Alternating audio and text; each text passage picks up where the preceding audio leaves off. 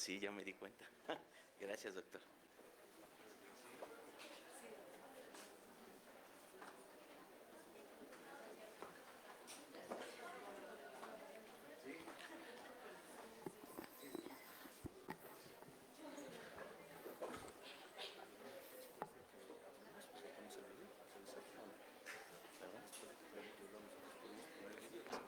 Después, sí. Andrés, ven.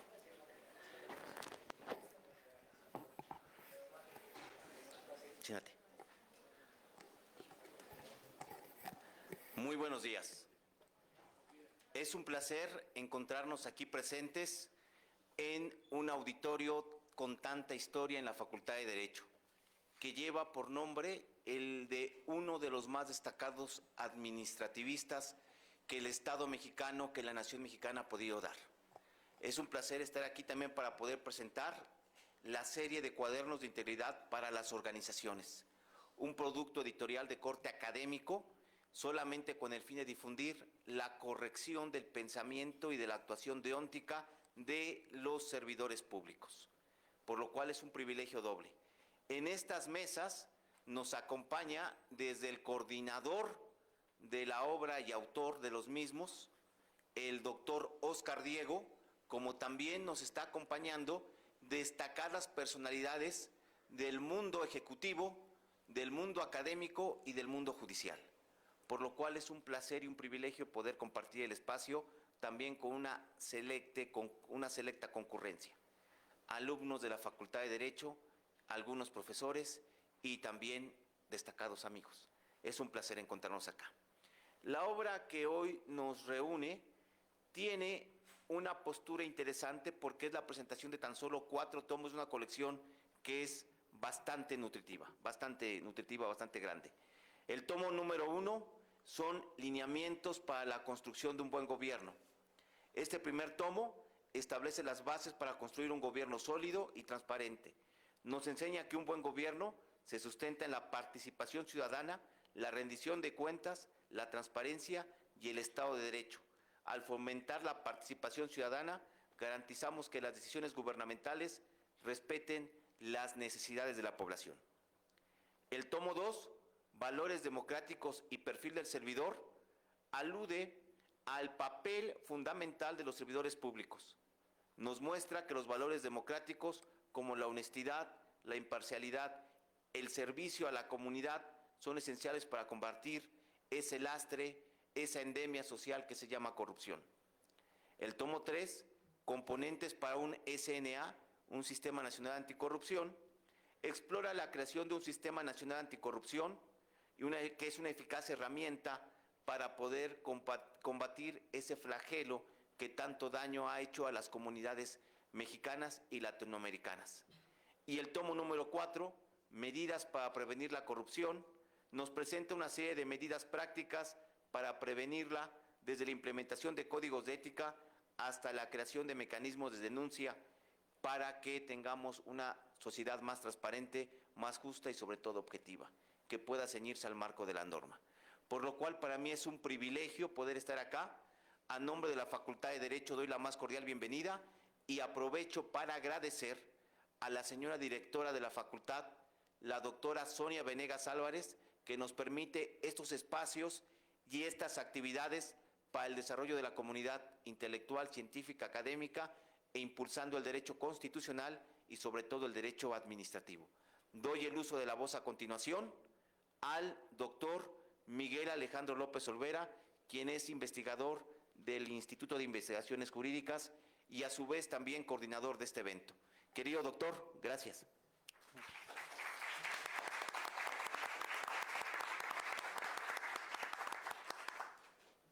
Muy buenos días, pues muchísimas gracias en primer lugar al doctor Yuri Pavón Romero por la presentación y desde luego también agradecer en primer lugar a la doctora Sonia Venegas Álvarez y al propio doctor Yuri por esta oportunidad para presentar ante ustedes, ante la comunidad estudiantil, ante la comunidad académica de la Facultad de Derecho, estos cuadernos tan importantes y tan interesantes. Conocimos personalmente al doctor Oscar Diego, a quien ya conocíamos por su obra, en diciembre del año pasado, en unas jornadas sobre el Día Internacional de Combate a la Corrupción en la Comisión de Derechos Humanos del Estado de México. Y ahí tuvimos la oportunidad de platicar con él y pues como dicen en el lenguaje futbolístico, ahí lo fichamos para traerlo a la Universidad Nacional Autónoma de México a presentar toda su colección, que consta de 20 cuadernos, de 20 libros, que hablan precisamente sobre la ética pública. Son cuadernos referentes en la materia que todo estudiante de Derecho, que todo académico, que todo profesional, todo funcionario, servidor público debe conocer. El doctor Oscar Diego es pues el principal referente, yo diría, en el país, en el estudio de la ética pública. Entonces es muy importante conocer estos cuadernos, es muy importante que ustedes tengan el conocimiento porque en la actualidad las actuaciones de los servidores públicos no solamente se concretan en el respeto a los derechos humanos, en el respeto a la constitucionalidad, en el respeto a la legalidad.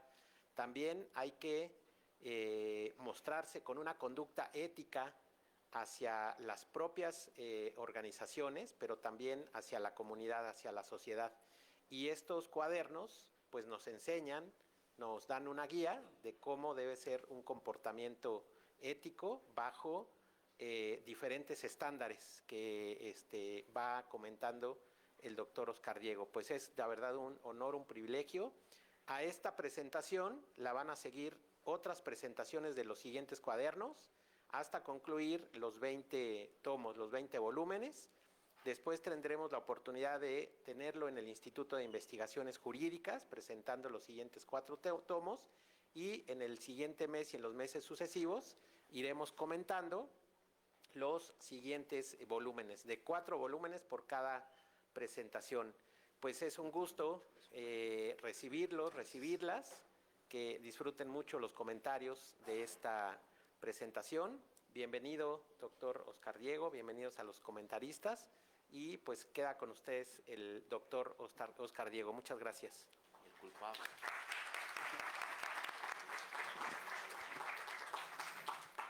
Bien, buenos días a todos. La verdad es que me da mucho gusto estar aquí en la Universidad Autónoma del Estado de México, en esta facultad en particular. Quiero comenzar agradeciendo ahora sí que a los doctores, a Yuri y a Miguel Alejandro por la invitación. La verdad es que ellos han sido los protagonistas, los organizadores, los que han impulsado toda la logística para que podamos estar aquí. Y bueno, yo brevemente quisiera comentarles un poquito de qué va esta obra.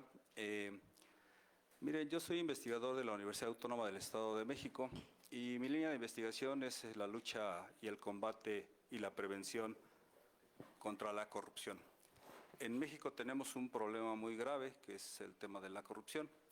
Es un problema que lleva siglos, yo diría que llevamos más de 500 años de corrupción.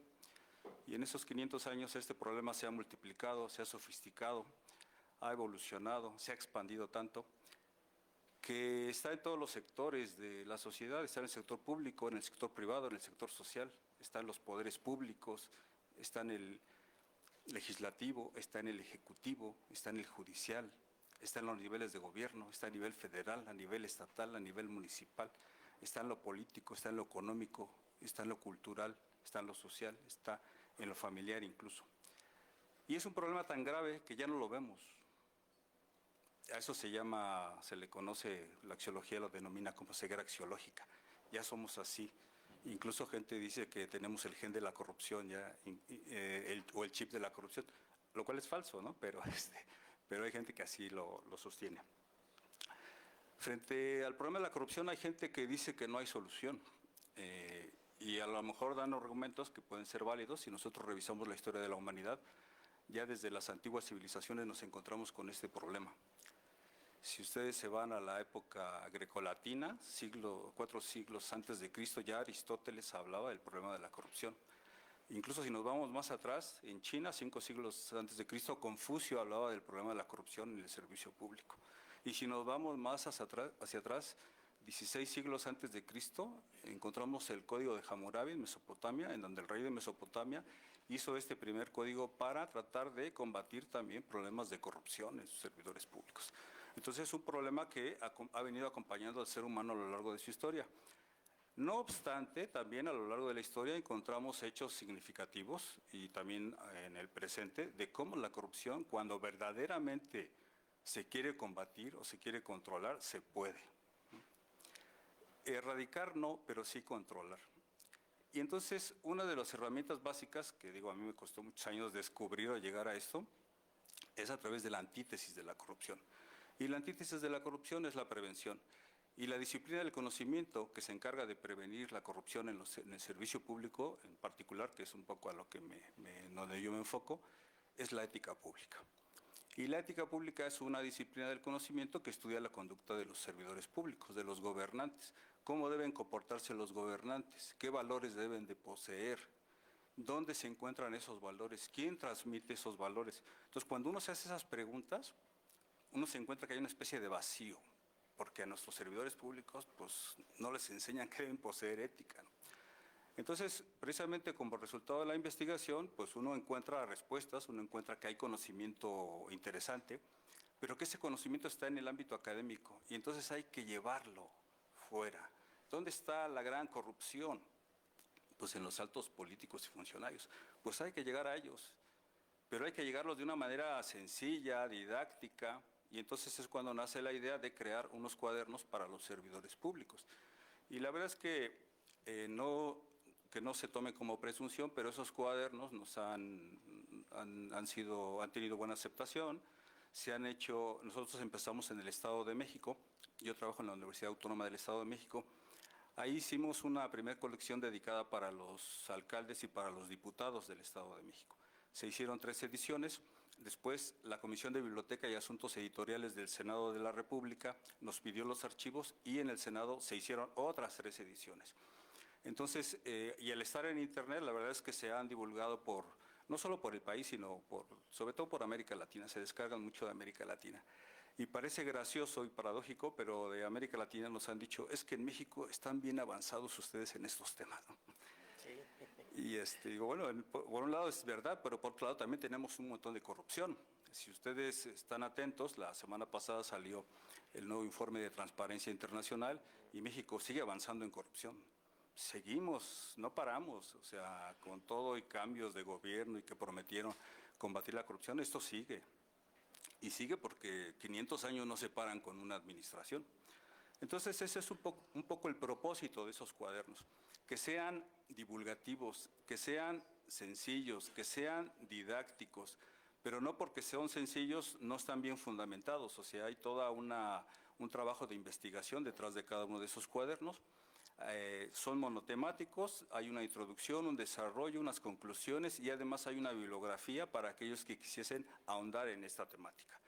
Entonces es un poco lo que venimos a hacer, a tratar de mostrarles lo que hacemos. Y un dato adicional es que buscamos portadas que fueran atractivas, todas son artísticas, son del siglo XVI, o hay unos que son grabados alemanes o italianos del siglo XVII, y muchos tienen que ver con valores.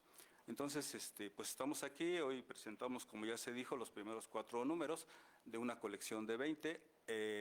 Afortunadamente, el área de publicaciones de la universidad de la que venimos, algunas personas, mandaron aquí algunos ejemplares, ahí supongo que estarán allá afuera, si es que luego quieren consultarlos o adquirir algunos.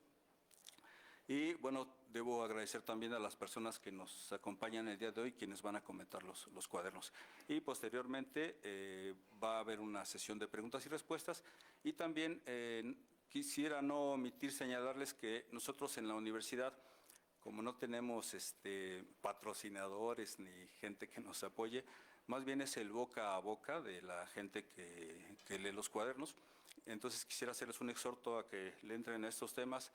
La corrupción genera muchos efectos muy desagradables. Si uno hace prospectiva a mediano o largo plazo, la verdad es que el país se está desmoronando por la corrupción.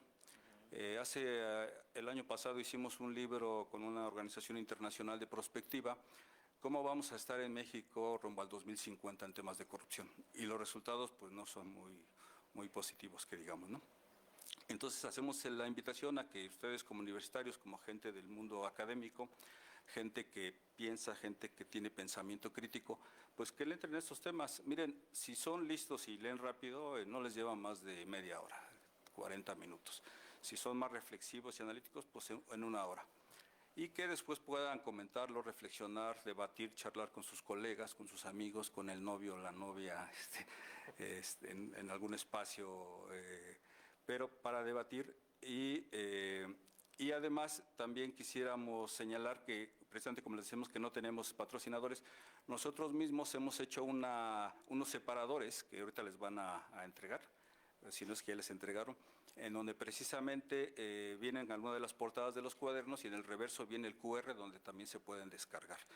No estoy seguro que se descarguen todos, pero sí algunos ejemplares. Entonces ya les tocará a mis colegas quienes comentarán cada uno de los cuadernos, y muchas gracias por su atención.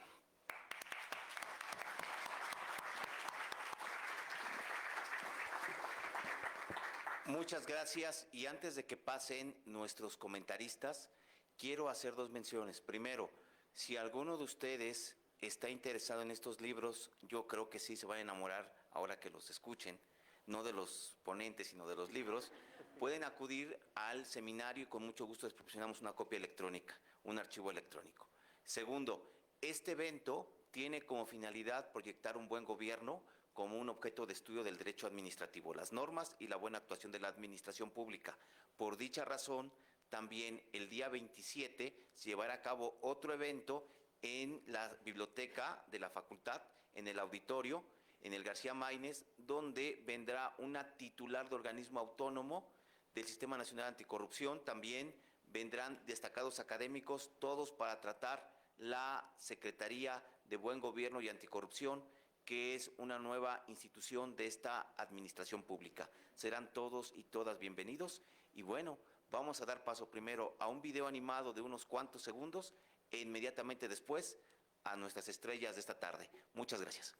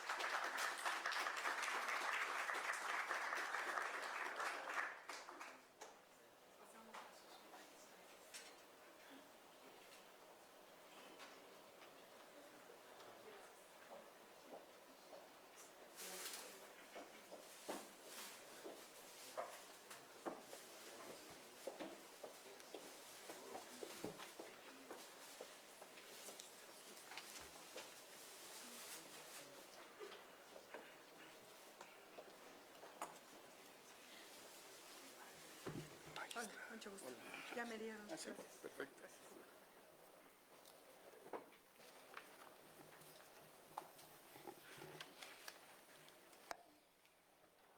Muy buenos días a todas y a todos. Es un honor poder estar frente a todos ustedes para dar inicio a las presentaciones de los comentaristas. Comenzaremos cediendo el uso de la voz al doctor Guillermo Teutli Otero, del cual me permitiré leer una pequeña semblanza. En lo académico, ha sido un profesor por más de 30 años de Derecho Constitucional, Derecho Administrativo, Sistema Político Mexicano y Poder Ejecutivo.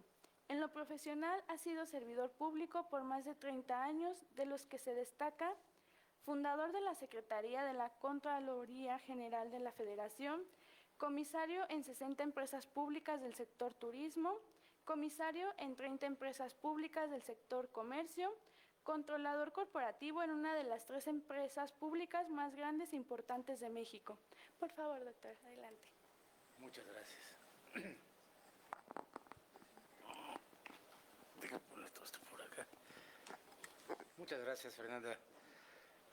Buenos días a todos ustedes, compañeros del Presidium. Sí, yo también agradezco a la doctora Sonia Venegas, no nada más que permite este tipo de eventos, sino que los impulse.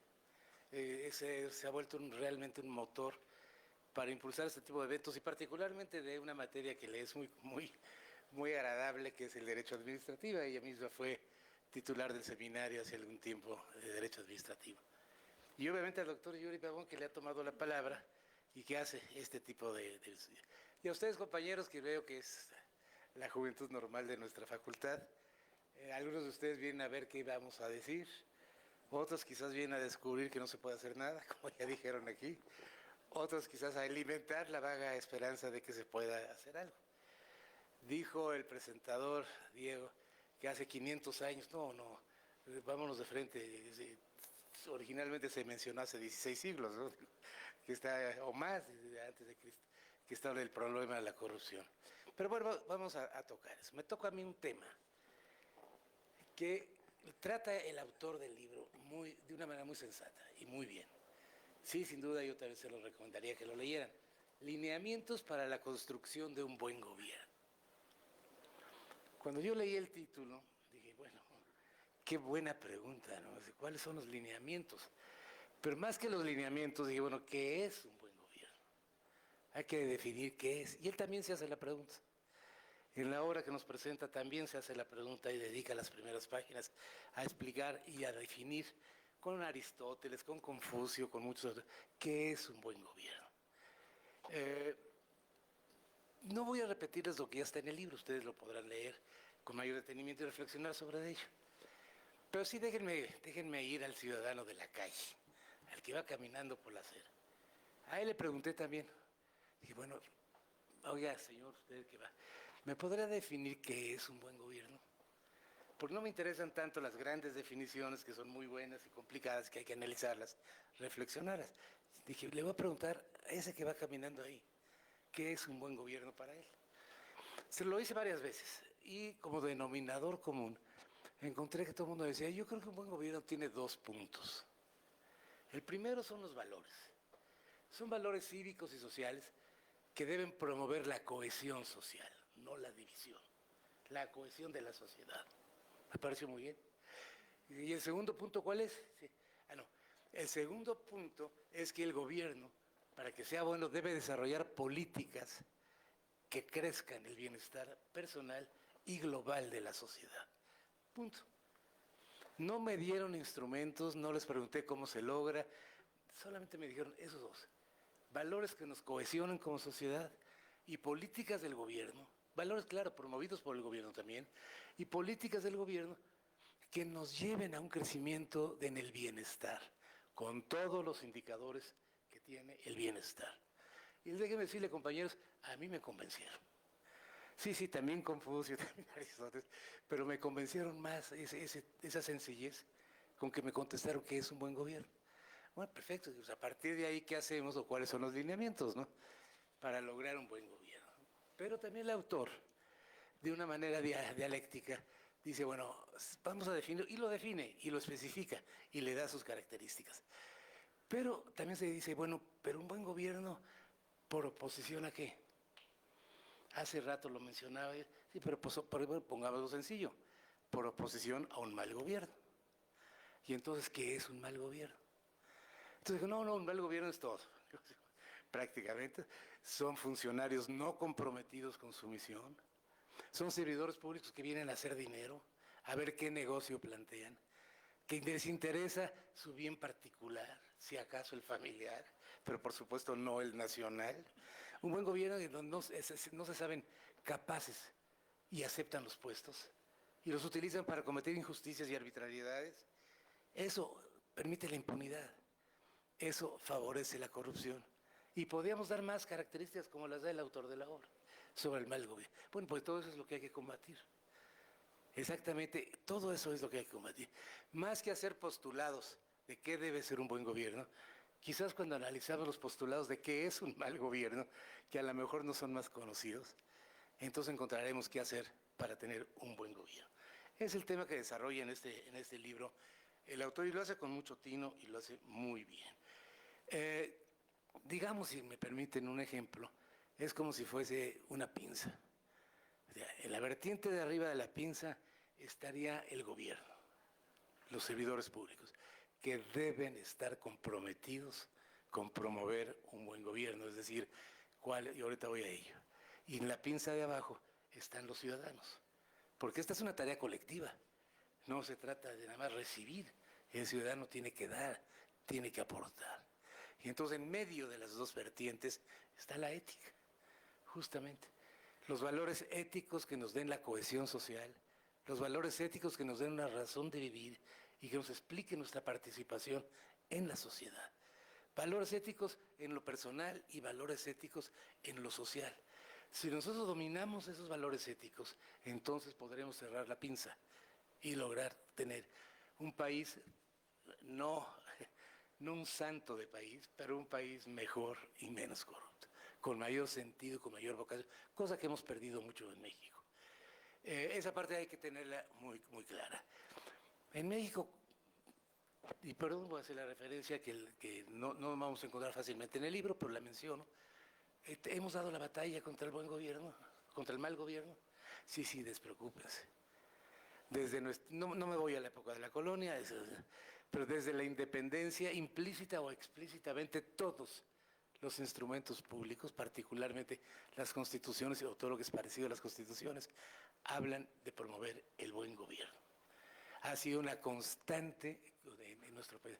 ¿Lo hemos logrado? Pues si nos vamos a los parámetros de hacer crecer el bienestar social, creo que hemos fracasado.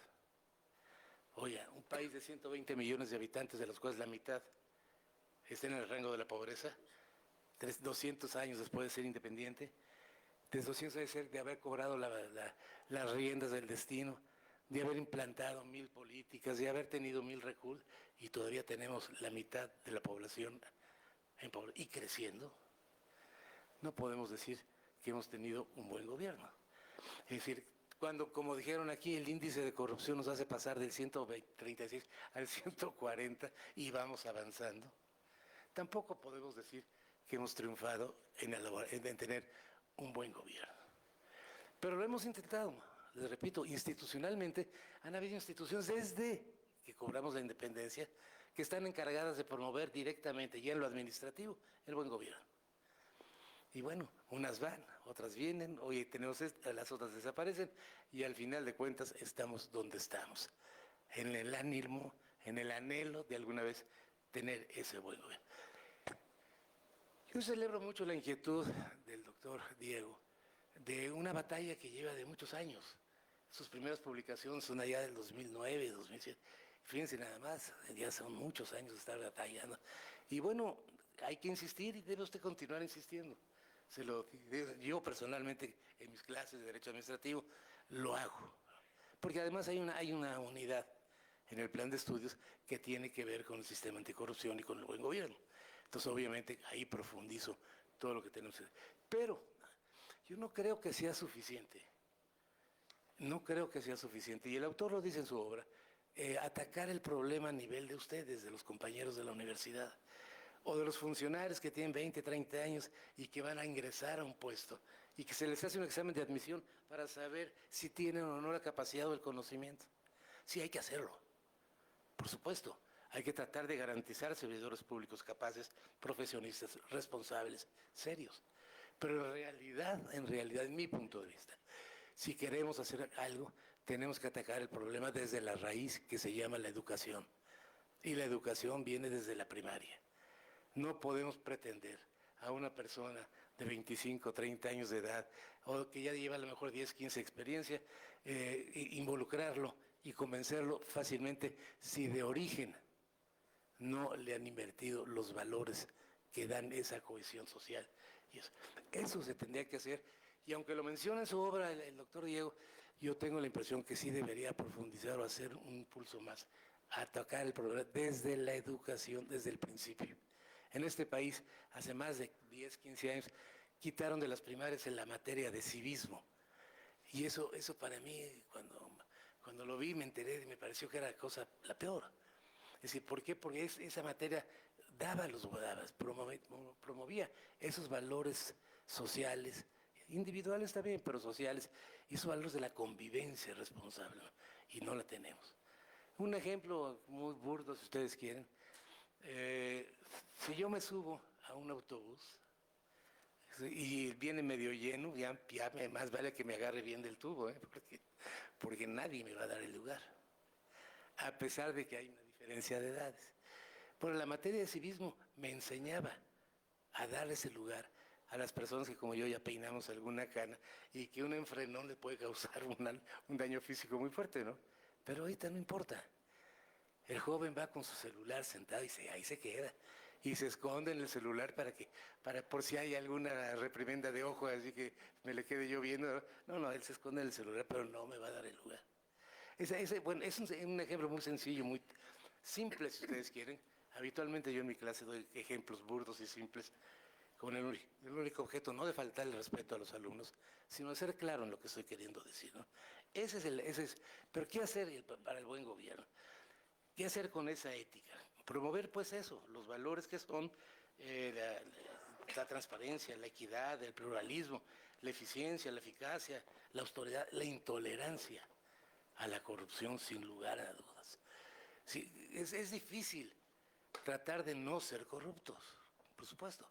Si ustedes van en su coche, su moto, y se pasan un alto, y llega el policía, te voy a levantar la infracción. ¿Cuántos de ustedes dicen, sí, levántamelo porque cometí el agravio y me merezco la sanción? No, agente, ¿cómo ven? Lo discutimos al principio, y bueno, ¿cómo le hacemos? Ya están invitando pero va un poco en lo que hemos vivido todo el tiempo. Entonces hay que corregirlos desde abajo. ¿Cómo desde abajo? Pues desde abajo me van a enseñar a no pasarme el alto, punto. No a pagar la sanción, sino a no pasarme el alto. Eso es lo que tenemos que calcular y pensar, ¿no? ¿De acuerdo? Bien, así pues esa ética es el puente que tiene que vincular al gobierno y sus políticas con la participación ciudadana, con la responsabilidad de los ciudadanos. Y ese puente tiene que promover justo los valores éticos que nos hagan sociedad como debe ser. El autor, para terminar yo mi participación y darle paso a los demás, nos da los lineamientos, nos da lineamientos, la construcción de los cimientos, el plan de acción, la evaluación y seguimiento, y fundamentalmente en su plan de acción propone la instalación de un comité de ética y la creación de un código de ética. Sí, es una muy buena idea y es una muy buena forma de difundir. Cuando él dice que de América Latina le dicen que quieren sus obras, sí, qué bueno que así sea, y yo creo que es el propósito fundamental de la obra. México de alguna manera ya lo puso en marcha hace algún tiempo, porque el Sistema Nacional Anticorrupción ya tiene más de 20 años, porque el Código de Ética de la Administración Pública Federal también tiene más de 20 años, en fin, por esfuerzos institucionales no ha quedado. Allá en los 80s se hablaba de la renovación moral de la sociedad. Estamos hablando de los 80, estamos hablando de hace 45 años, en donde, aparte de todo lo que se había hecho a lo largo de los 200 años anteriores, pues se institucionalizó con una Secretaría de Estado. Vamos a renovar moralmente, vamos a combatir De ahí se llamó la Secretaría de la Contraloría de Desarrollo Administrativo, de la Función Pública, hasta la actual Secretaría de Anticorrupción y de Buen Gobierno. Bueno, pues está bien, insisto, como intención no ha faltado. Lo que ha faltado es realidad. Lo que ha faltado, como se dijo, como Fernanda mencionó, tuve el gusto de ser fundador de la Secretaría original. Y lo platicábamos mucho con el titular de la Secretaría. Oye, no se trata de andar viendo a quién metemos a la cárcel. Se trata de ver cómo educamos al servidor público para que no nos dé motivo para proceder contra él.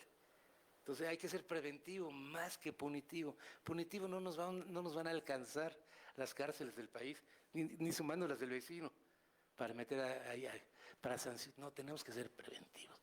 Pero bueno, todo eso. La nueva Secretaría tiene en sus fracciones, en la ley orgánica, como responsabilidad, imagínense, establecer las políticas, bases y normativa para la determinación de la información de interés público que en materia de anticorrupción y buen gobierno se deba difundir proactivamente. Fracción 18, emitir el código de ética de las personas servidoras públicas del gobierno federal y las reglas de integridad para el ejercicio de la gestión pública.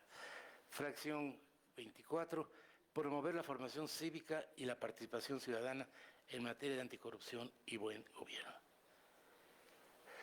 Sí, si ustedes leen el Código de Ética se encontrarán, pues, hay un capítulo de principios de servicio público, respeto a los derechos humanos, a la legalidad, a la honradez, a la lealtad, todo lo que ustedes quieran. Hay un capítulo 3 de valores de servicio público, que es el respeto otra vez, el liderazgo, cooperación, cuidado del entorno cultural, todo está planteado. En nuestro país somos muy buenos para plantear y diagnosticar. Lo que no somos tan buenos es para ejecutar o para cumplir lo que estamos planteando. Voy a terminar solamente diciéndoles que yo soy un convencido de que hay que dar la lucha, aunque la llevemos no tan victoriosa como quisiéramos, pero definitivamente hay que dar la lucha y hay que sembrar en ustedes que son futuros abogados, algunos de ustedes futuros funcionarios, pero aunque no lo sean. Es una pinza, insisto, por un lado gobierno y por el otro la participación ciudadana. Entonces cada quien desde su trinchera debe buscar, realizar eso que me decían en la calle, un buen gobierno que nos dé la seguridad, que nos dé valores y que nos dé políticas de bienestar. Hoy en la mañana venía yo a la facultad y me encontré la primera página de un periódico, el periódico Milenio. Y de repente dije, a ver, dice ahí, Vania Pérez Morales, voy a sintetizar, ustedes lo pueden checar en la primera plana del Milenio. Dice, Vania Pérez Morales, no tengo el gusto de conocerla, y el nombre lo digo porque está en el periódico, no porque tenga yo ningún afán en concreto, asumió la presidencia del Sistema Nacional Anticorrupción. Ayer, perfecto. Están renovando todo eso, muy bien. Y, bueno, le pregunta varias veces que la entrevistan, dice, bueno, ¿y para qué va a hacer con el nuevo sistema? Dice, no, es muy claro, mire, ¿por qué ha fracasado la lucha anti la corrupción? Podemos dar mil razones. Voy a citar las que ella mencionó y que están publicadas en el periódico. Por falta de coordinación institucional. Punto. A pesar de los artículos de la ley de administración pública que leí, que vienen desde los 80s con la Secretaría de la Contraloría, la no coordinación interinstitucional es cotidiana. Aquí en la administración pública prácticamente cada quien va por su lado. Luego dice la burocracia, sí, son trámites, más trámites, a ver, háblale, opinión previa, coordinación para emitir las reglas, nada funciona. La ausencia de voluntad política. Estoy hablando de la directora, la presidenta del Sistema Nacional Anticorrupción. La ausencia de voluntad política. El desinterés de la Auditoría Superior de la Federación y del hasta entonces Consejo de la Judicatura Federal. Y finalmente da una razón que es muy buena. La incapacidad para armar correctamente los expedientes de los funcionarios. Podemos dar 100 razones más. Pero estoy repitiendo las que ella dijo y tomó posesión del sistema. ¿Y qué va a hacer? Nuevas leyes, nuevos procedimientos, nuevas instancias de revisión, más de lo mismo. Entonces seguramente quien la suceda en el cargo podrá exactamente decir lo mismo cuando la suceda. ¿Qué nos hace falta? Eso. Entonces eso tenemos que de alguna manera encontrar la forma. Yo no la tengo, puedo dar ideas, solamente la dejo en el aire, solamente los invito a que entendamos que esto es una pinza y que la elaboración de un buen gobierno es tarea de todos. Muchas gracias.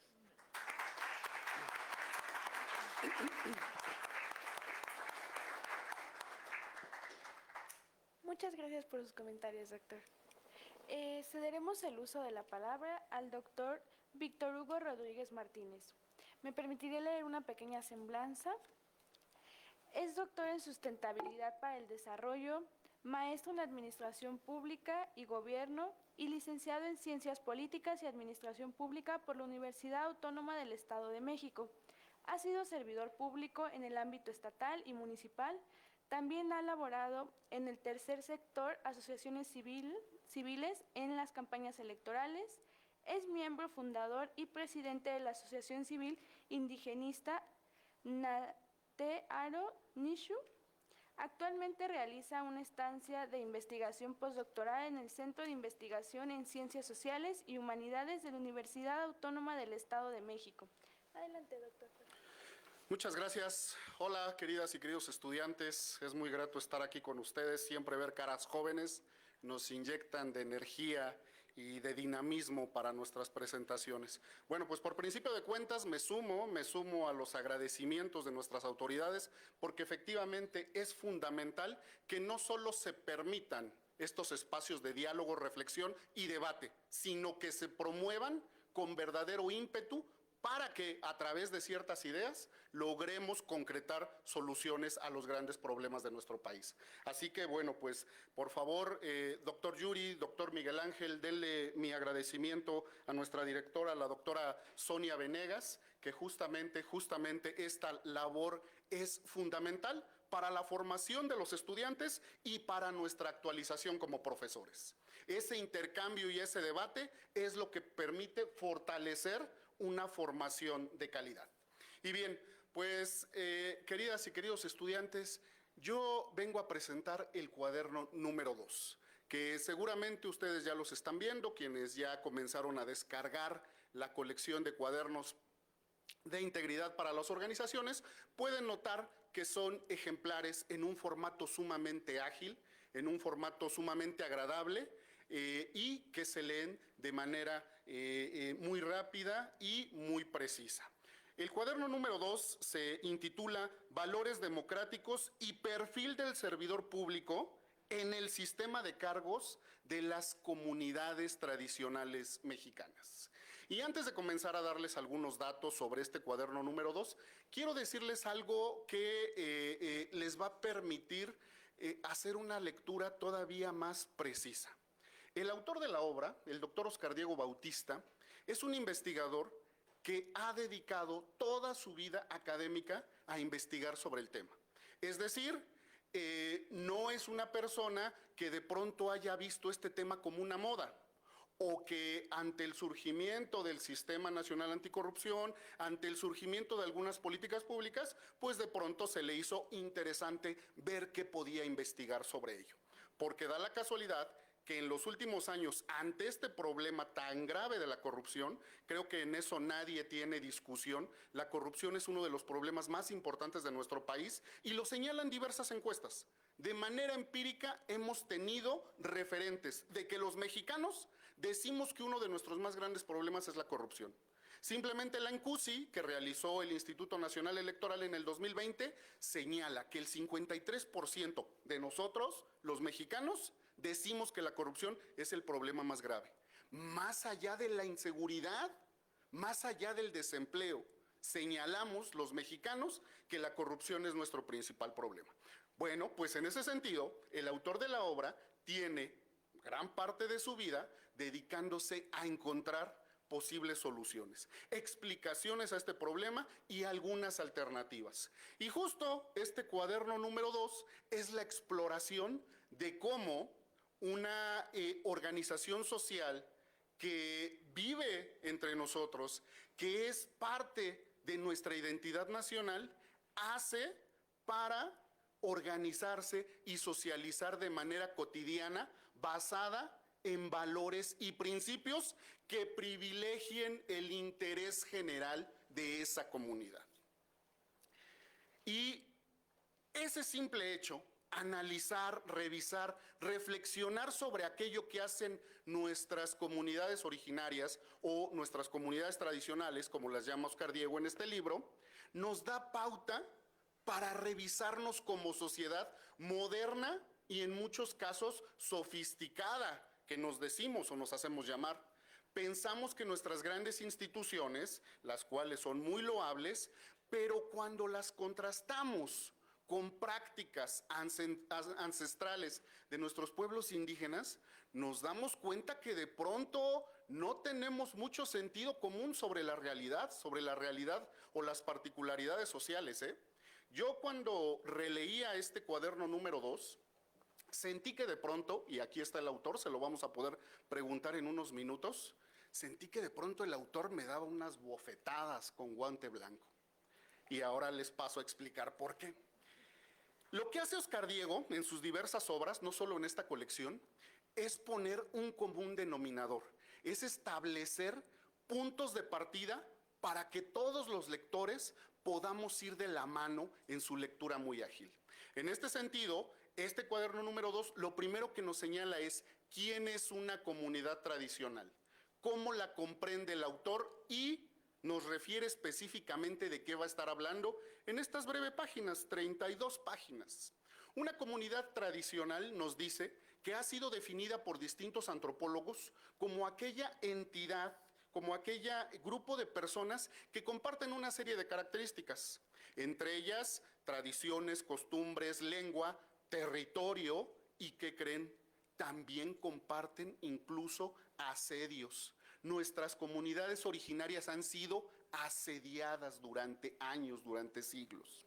Y después de compartirnos qué comprende o cómo se ha definido las comunidades tradicionales, nos dice que es un sistema de cargos. Algo que seguramente todos hemos escuchado, pero que de pronto no nos detenemos a revisar muy bien las implicaciones que tiene esta forma de organización social.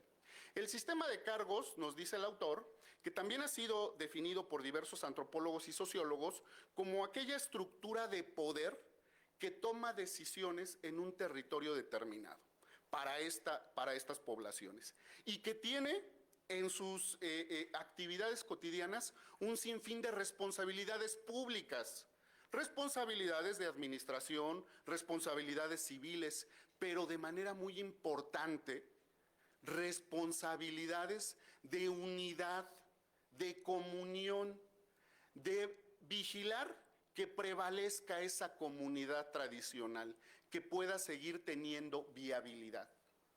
Y aquí ya el autor nos dice que justamente la comunidad, eso que refiere la unión entre un grupo de personas, incluso lo equipara con el valor de la afabilidad. Todos sabemos qué es ser afable, ¿no? Es ser alguien que se preocupa por cómo se sienten los demás, por cómo interactúan y se preocupa por no hacer sentir incómodos a las personas que están a su lado. Eso es un ser afable.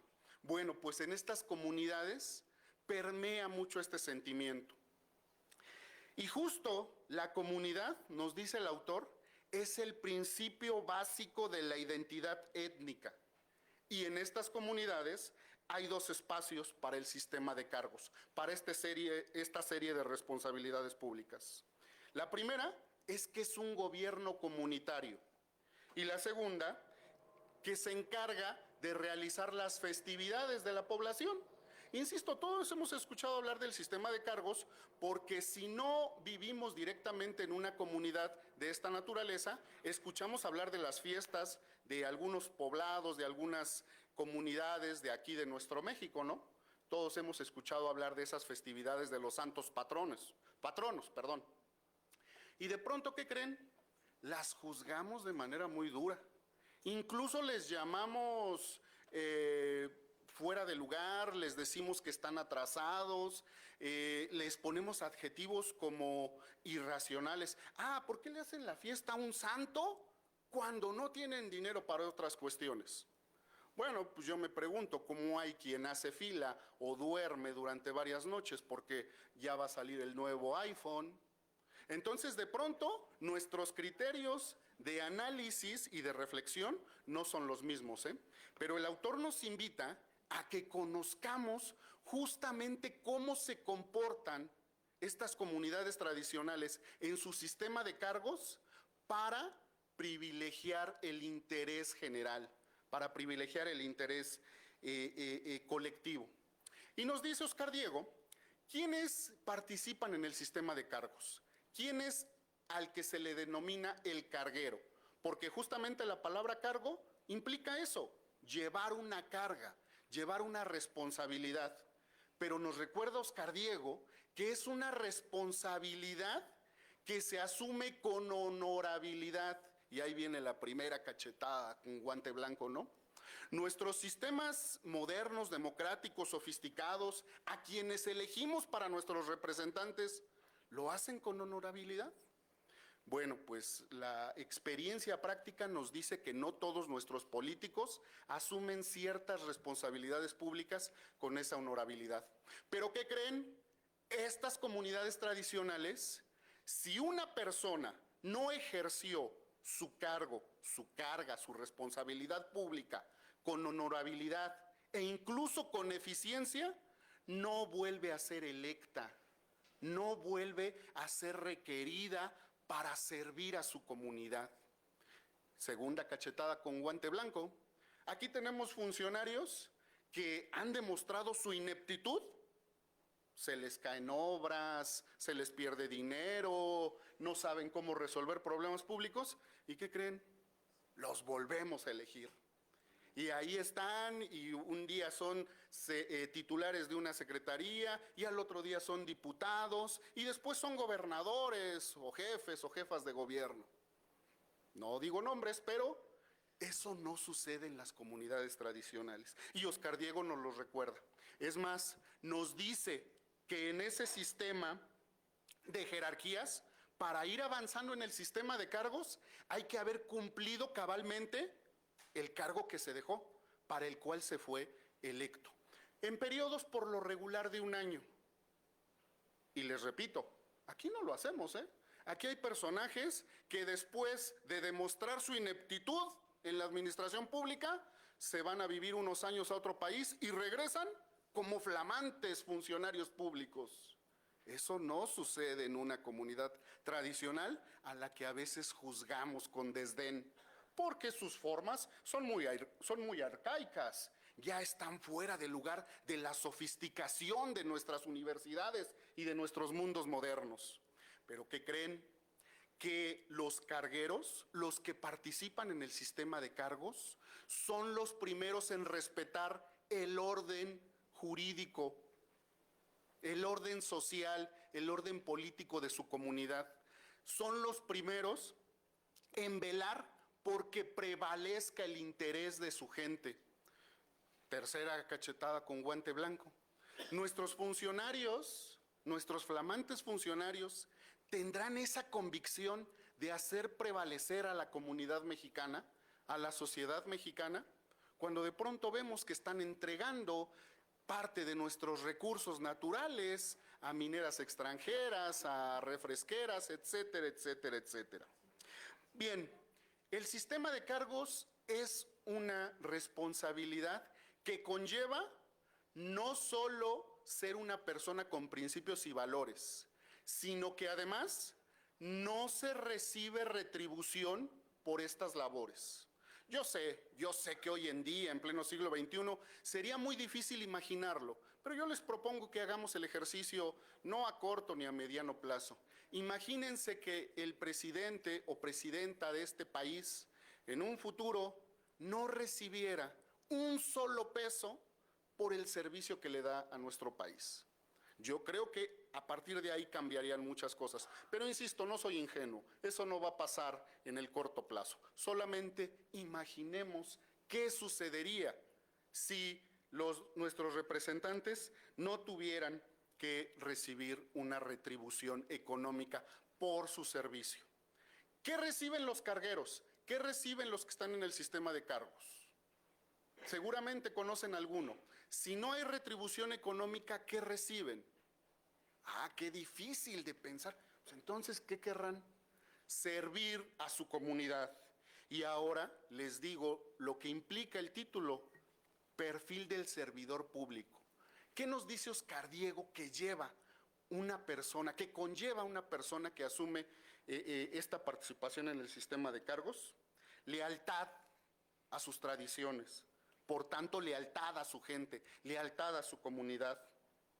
Respeto, porque si no respetan las formas tradicionales, simple y sencillamente son excluidos. compromiso público, es decir, aquello a lo que llamamos ejemplaridad pública. Quienes están en el sistema de cargos saben que tienen que entregar buenos resultados para su comunidad porque lo que reciben es el reconocimiento social y el agradecimiento por una labor bien hecha por su comunidad. Insisto, a mí me parecen bofetadas con guante blanco cuando comparamos este tipo de estructuras con las sofisticadas estructuras que hoy tenemos. ¿Cuántos de nuestros servidores públicos tendrían que revisar este cuaderno para saber lo que implica trabajar por los demás? Si escuchamos hoy los discursos políticos, vamos a escuchar sin duda es que mi capacidad de servicio la pongo ante todos los mexicanos. ¿Y cuántos de ellos verdaderamente se comprometen en su labor? Bien, Oscar Diego, además de recordarnos los valores que implica servir a la comunidad tradicional mexicana, hace una vinculación con la democracia. En la democracia de estas comunidades se promueven valores como el debate público, la deliberación. En la asamblea se toman decisiones colectivas. Aquí en la Facultad de Derecho, en la Facultad de Ciencias Políticas, en las distintas entidades de nuestras universidades, discutimos sobre los postulados de Rousseau, de Alexis de Tocqueville, de John Locke, de todos aquellos teóricos, de Robert Dahl y sus 7 condiciones básicas para una democracia. Pero de pronto deberíamos revisar lo que hacen nuestros pueblos originarios. Se promueve esa deliberación tan necesaria para construir acuerdos. Y en esa construcción social de los acuerdos se lleva implícito el compromiso de la identidad comunitaria. Y bueno, para finalizar, quiero decirles una idea que retoma Oscar Diego en este cuaderno, que me pareció muy pertinente recordársela a estudiantes de la UNAM, a profesores de la UNAM.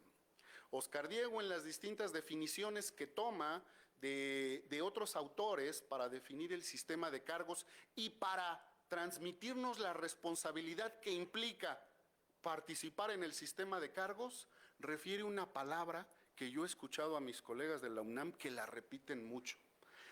Dice Oscar Diego que para ser servidor de la comunidad hay que tener mística. Y creo que esa palabra se escucha mucho aquí entre los profesores, entre los estudiantes, y creo que este público sería el más indicado para comprender qué significa la mística, ¿no? Los Pumas lo dicen mucho, es que sentimos los colores, sentimos esa identidad. Bueno, pues nuestros pueblos originarios, nuestras comunidades tradicionales, al asumir esta serie de responsabilidades que conllevan incluso que uno, más allá de cobrar una retribución, que uno sea el que colabore económicamente con la sociedad, sienten esa mística por su gente, por los suyos. Pues creo, queridas y queridos estudiantes, que justamente tenemos que recobrar esa mística para entender lo que es el servicio público. Muchas gracias.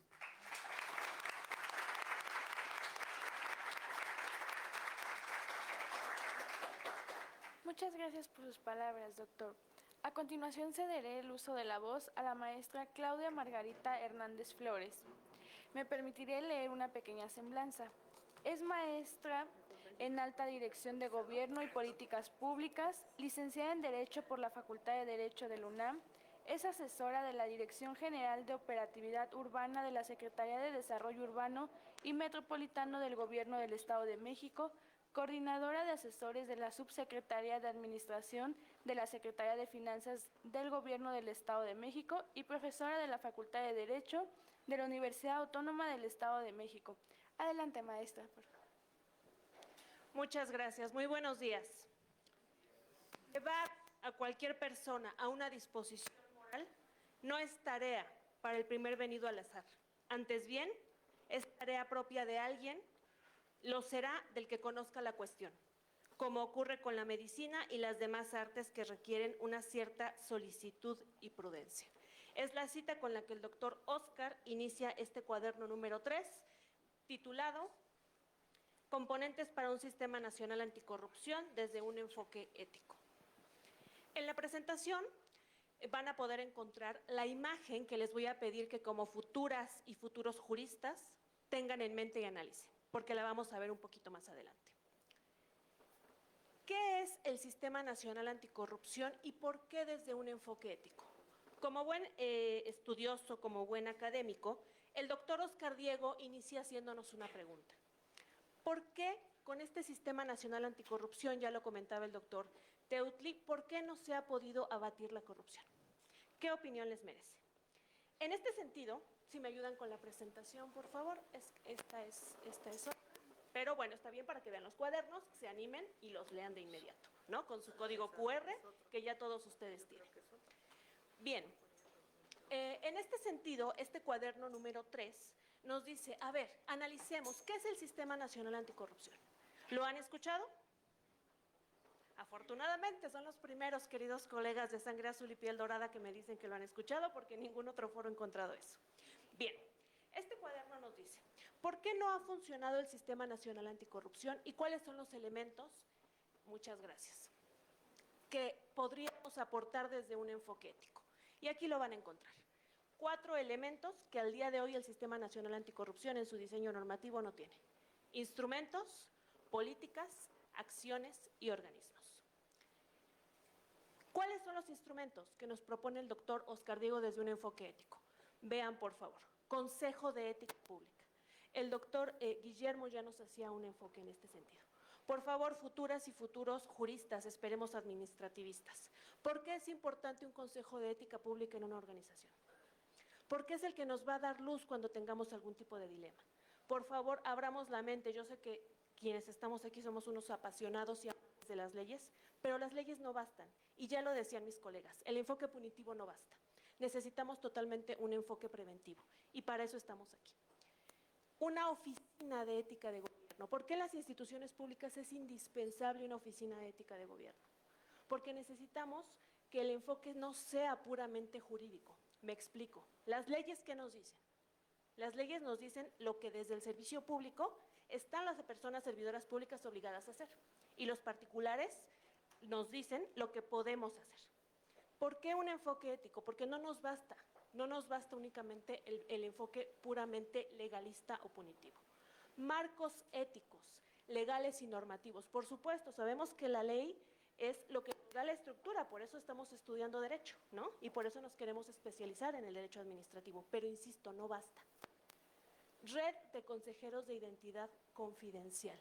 ¿Qué pasa cuando alguien desde una organización, pensemos en una organización pública, tiene un dilema ético? En este momento, ¿quién le apoya con ese dilema?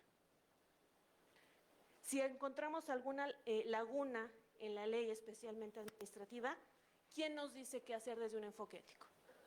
Actualmente el Sistema Nacional Anticorrupción no lo prevé.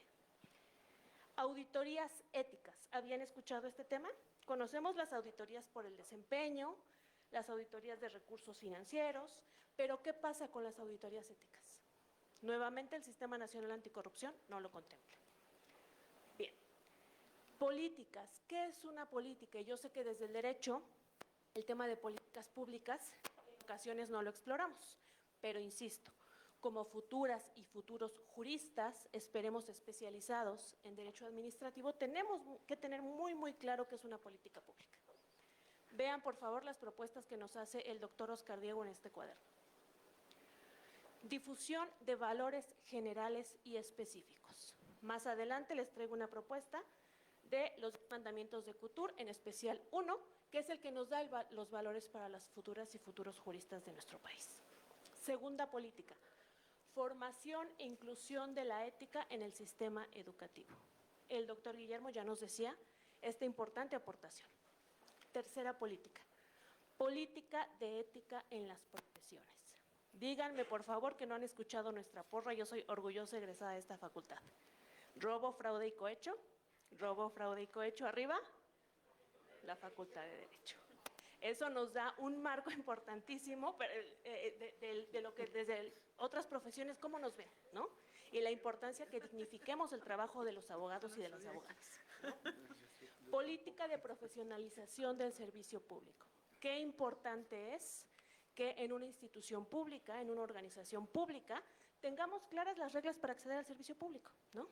Que accedamos las y los juristas, que tenemos que estar ahí porque tenemos el conocimiento y la vocación, ¿no? Y que no sea un tema de botín, como también lo explica el doctor en sus cuadernos. Política para una cultura de la legalidad. Si no aman la ley, queridos colegas, no tendríamos que estar aquí, ¿no? Tenemos que amar la ley y buscar su perfeccionamiento y su mejoramiento. Política de no proliferación de conflicto de interés. Pensemos siempre en las organizaciones, especialmente las organizaciones públicas, desde el servicio público. ¿Qué es lo que se busca? Futuros y futuras administrativistas. El bien público, ¿no?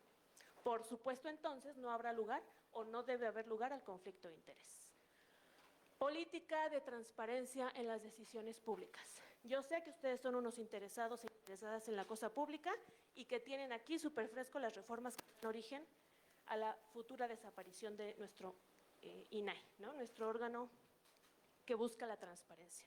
Vean la importancia que las decisiones públicas estén transparentadas. Política de acceso a la información pública que va en relación justamente con la anterior, ¿no? Sabemos que la información pública lo que busca es que todas y todos estemos enterados de lo que pasa con los recursos públicos. Vean la importancia que estas políticas estén consideradas en el Sistema Nacional Anticorrupción. Acciones específicas. En este cuaderno van a encontrar una variedad muy interesante de acciones, pero el día de hoy les traigo estas 4 para motivarles a la reflexión. Dignificación del juramento en la toma del cargo. Nuestra materia prima, futuras y futuros juristas, es la palabra, ¿no? Escrita o verbal. Qué importante es que tengamos esta dignificación del juramento en la toma del cargo, especialmente en organizaciones públicas. Que sepamos cuál es el cargo que estamos asumiendo, en qué consiste y cuál es la ética que tiene el fondo de este cargo. Segunda acción, formación de líderes éticos. Qué importante es que los liderazgos estén soportados por una ética pública incuestionable. Tercera acción, protección a denunciantes. Como estudiosos del derecho y estudiosas del derecho, ustedes saben que en nuestro país la gran área de oportunidad que tenemos es que no hay protección a las personas que se atreven a denunciar. Vean qué gran área de oportunidad del Sistema Nacional Anticorrupción. Y cuarta acción específica, desarrollo de escala de conducta ética de las personas servidoras públicas.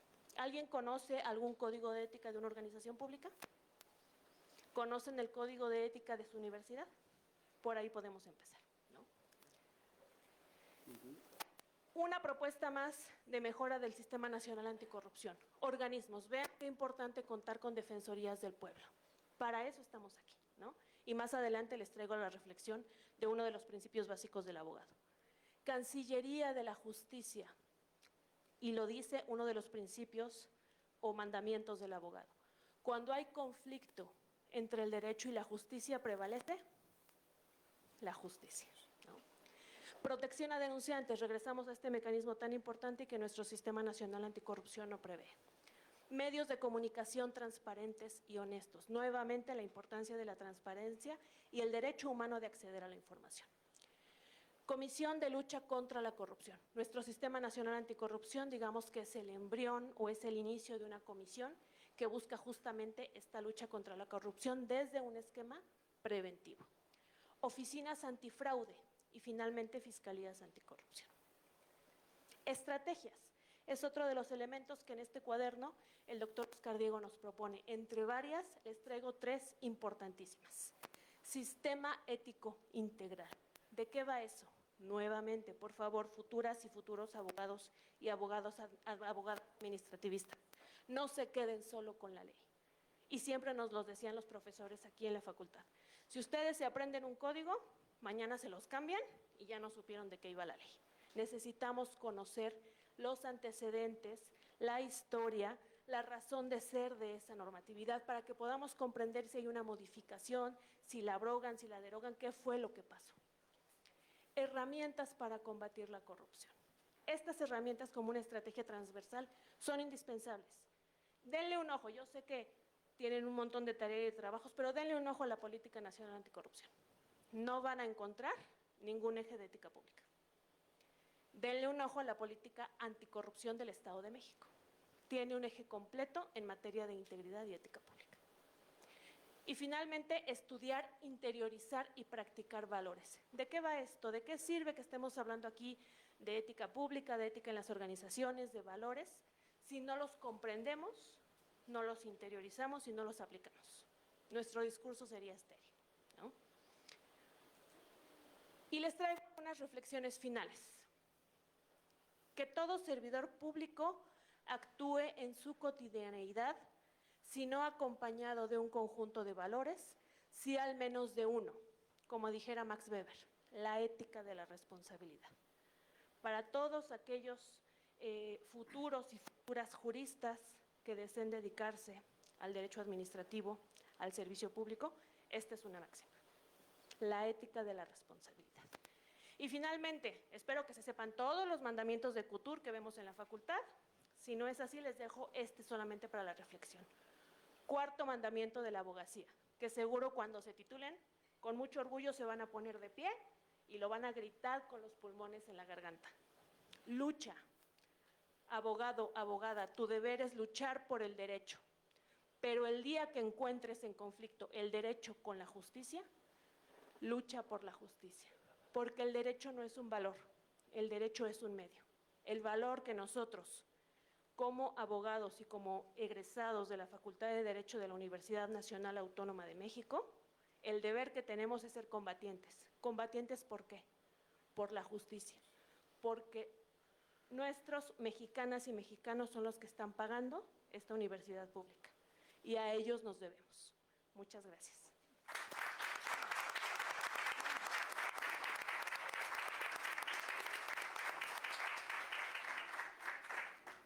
Muchas gracias por sus palabras, maestra. Para concluir con la participación de los comentaristas, cederé el uso de la voz a la magistrada Adriana Leticia Campuzano Gallegos, de la cual me permitiré leer una pequeña semblanza. Es licenciada en Derecho por la Universidad Nacional Autónoma de México, maestra en Administración Pública por el Instituto Nacional de Administración Pública, cuenta con estudios de posgrado en materia de derechos humanos, negocios jurídicos internacionales, derecho económico y corporativo. Es socia fundadora de la Asociación Mexicana de Juzgadoras, ACE, actualmente es presidenta. Ha impartido cátedra en diversas instituciones educativas públicas y privadas desde hace más de 30 años, es autora de diversos artículos publicados. Actualmente se desempeña como magistrada en el Segundo Tribunal Colegiado de Circuito en materia administrativa especializado en competencia económica, radiodifusión y telecomunicaciones. Adelante, magistrada. Gracias. Hola, ¿qué tal? ¿Cómo están? Ya no estoy en activo, ya no soy magistrada de circuito en un tribunal. En diciembre concluí mi actividad judicial con motivo de la reforma, que seguramente todos ustedes han escuchado. De manera que, gracias por la invitación, gracias al doctor Yuri, gracias a la UNAM, doctor Olvera, muchas gracias, a la directora Sonia, es un placer estar hoy con ustedes. Y bueno, hemos pasado un buen rato oyendo sobre el tema de corrupción, y quisiera yo comenzar por señalar, porque me pidieron que les mostrara el número 4, que es el que voy a hablar el día de hoy. Vean la pintura, es una pintura del siglo XV, pero a veces una imagen dice más que 1000 palabras, ¿no? Y ahí ven un centauro y una mujer muy guapa, armada, ¿no? Y le está dando algo así como un coscorrón al centauro, ¿no? Algo así. Uno se pregunta, ¿qué quiere ser en la vida uno? El centauro aquí representa la corrupción, ¿no? Y la mujer representa la virtud. ¿Qué quiere ser uno en la vida? ¿El centauro o la mujer o el guerrero, en el caso de los varones, en fin, de las personas, armada? Y eso viene a cuenta porque el artículo, el texto, se refiere a las medidas para prevenir y controlar la corrupción. Controlar, dijo el autor. No la vamos a hacer desaparecer, la tenemos que controlar. Pero la corrupción es un fenómeno que todos vivimos en todas partes, lo dijo bien el autor, y aquí yo les preguntaría, ¿cuál es el papel que han decidido tener en la vida? ¿El del centauro o el de la persona armada, virtuosa? La colección se llama Cuadernos de Integridad para las Organizaciones. Organizaciones, y supongo que todos ustedes pues pertenecen a organizaciones. La familia, la escuela, ¿no? Los clubes, los grupos de amigos. Y ahí hay ética, jóvenes, señoritas. Hay un código de conducta. Y ustedes lo tienen claro y lo conocen, lo tienen presente o pueden pasar por la vida sin hacer caso de ninguna clase de códigos y reglas de conducta dentro de su organización. ¿Se han puesto a pensar un poquito cómo viven en la familia? ¿Cuáles son las reglas con las que se mueven en la familia? Porque hasta ahora se ha venido hablando de la corrupción en el sector público, pero en realidad todos los textos tienen que ver con las organizaciones. Y nuestra primera organización pues es la familia, ¿no? La segunda seguramente nuestros amigos, la tercera a lo mejor la universidad, las escuelas, los clubes, los amigos de ahí, de la colonia. Y entonces, ¿cuál es el papel que tenemos ahí? ¿El que rompe las reglas o el que sigue las reglas? ¿Y son reglas virtuosas o son reglas corruptas? Porque uno tiene que tomar decisiones y ustedes ya están en la época en que ya no pueden decir que pues es que en su casa les dijeron que hicieran algo, ¿no? Ya no se vale en la universidad estar pensando que hago lo que mi papá o mi mamá o quien me cuidó, mi abuelita o mis hermanos me enseñaron. Tengo que tomar decisiones y las decisiones las tomamos todos los días. O sea, sentarse, por ejemplo, al día de hoy aquí, acompañarnos aquí y decidir si participan un poco en la conversación colectiva o mejor piensan otras cosas, o mejor ven los celulares, o a lo mejor se toman un sueñecito porque están muy cansados. Son decisiones que tomamos todos los días, en todas partes, ¿no? Entonces, ¿cuál es la decisión que han tomado ustedes día con día cuando se enfrentan con un tema de corrupción? Hablamos, por ejemplo, de la corrupción en las aulas. Yo he sido maestra muchísimos años, y también he sido alumna muchos años. Y los temas de corrupción en las aulas, pues, son de todos los días, ¿no? Hace el año pasado, antepasado, hubo casos muy serios de corrupción en las universidades privadas, de acoso, ¿no? Hubo suicidios, hubo un movimiento importante de protesta contra la corrupción en las universidades. ¿Y cuál fue la posición que tomamos todos frente a ese fenómeno? ¿Cuál es la actitud que ustedes toman todos los días cuando se enfrentan con una situación de corrupción dentro de sus instalaciones universitarias? De manera que el tema de la ética social y de la corrupción no es un tema que tenga que ver necesariamente con el servicio público, y por mucho que los textos se orienten en ese sentido, lo que nos trae a cuenta más bien es la pregunta de cuál es nuestra decisión frente a un sistema de valores, si lo compartimos, no lo compartimos, lo conocemos, no lo conocemos, a qué estamos dispuestos y cómo estamos dispuestos a vivir en nuestras relaciones con los otros. En este caso, el autor nos trae el caso de Finlandia. Ustedes seguramente han oído en las noticias que han comparado México con otros países. El sistema de salud tan bueno como el de, ¿no? Entonces, bueno, se vale hacer comparaciones. México con otros países y Finlandia. ¿Por qué Finlandia? Pues porque está entre aquellos que tienen menos corrupción, porque tienen el mejor o de los mejores sistemas educativos, porque tienen un nivel de vida bastante bueno y se vale la comparación, ¿no? El texto narra cuáles son las razones por las cuales los habitantes de ese país estiman que hay poco problema con la corrupción, y tiene mucho que ver con lo que se expuso ya minutos atrás sobre cuáles son las herramientas que usan en Finlandia. De todo lo que nos plantea el autor, es muy interesante algunos que quiero comentarles. Uno, el reproche social. Nosotros tenemos aquí, ejercemos reproche social cuando alguien hace un acto de corrupción, cuando se pasa de listo, cuando se aprovecha de las debilidades de los otros, o lo aplaudimos, lo reconocemos, lo admiramos. ¿Qué hacemos con ellos? O nos quedamos callados, ¿no? Decimos, bueno, pues es su problema. ¿Ok? En Finlandia la cultura es recriminar al que se pasa de listo, al que hace actos de corrupción. Lo señalan, ¿no? Ahí el concepto de honor es muy importante. En México no, ¿no? Aquí para nada. El segundo ingrediente bien interesante, hay una reacción institucional inmediata. Es decir, ellos saben que cuando hay una conducta de corrupción y es denunciada, el gobierno actúa inmediatamente. Aquí en México, si ustedes han escuchado las últimas, digamos, exposiciones mañaneras, cuando hay una denuncia, lo primero que dicen es, no es cierto. Y si tiene pruebas, pues que las traiga, ¿no? Así nos gustaría que en casa nos trataran, ¿no? Cuando alguien nos acusa, ojalá dijeran nuestros papás, no, no es cierto. Y si trae pruebas, pues que las muestre. ¿Ok? La cultura es totalmente distinta. Aquí se descalifican las denuncias por un grupo político y luego, si hay pruebas, pues ya veremos.